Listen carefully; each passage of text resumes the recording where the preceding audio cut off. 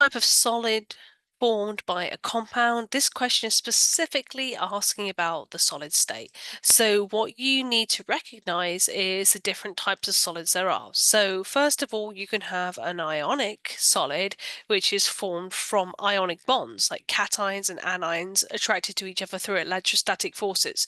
So ionic solids are actually held together by bonds, as opposed to molecular solids.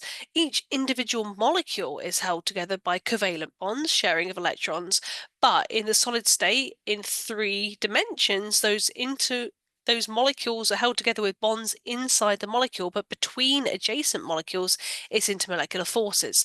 So the type of intermolecular forces holding molecular compounds together is going to depend on the type of bonds in the molecule. You could either have like non-polar bonds in your molecule, in which case it's only going to be dispersion intermolecular forces holding that solid together, which are generally weak, but they do increase with increasing molar mass and number of electrons. Or you could have dipoles in those molecules, in which case there'll be dipole-dipole intermolecular forces, which are going to be a bit stronger in general than dispersion forces, resulting in a higher melting point. And you could even have that particular subset of molecular intermolecular forces. So stronger than dipole-dipole interaction would be hydrogen bonding, not a real bond, just a very strong dipole-dipole interaction. So out of those 3, those would be the increasing melting point between dispersion, dipole-dipole, and hydrogen bonding. You could also have an atomic solid. So there's a few different ways to have an atomic solid. One is just like a metallic solid, so in which case that is held together with metal-metal bonds, so that is going to be strong. Hang on. You could have a covalent network solid. So that is where the molecules of a molecular solid are not held together with intermolecular forces. They're actually held together with bonds. So each molecule is bonded through other molecules. So that would be held together with molecular bonds. Generally speaking, metallic bonds are probably a little bit stronger than molecular bonds, so that's not always the case.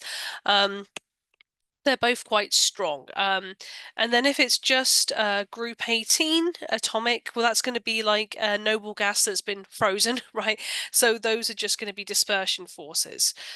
So you have dispersion forces between close packed group 18 noble gases. So those are going to be very weak, okay? So generally speaking, ionic compounds, very strong because it's electrostatic bonds, okay? Very strong.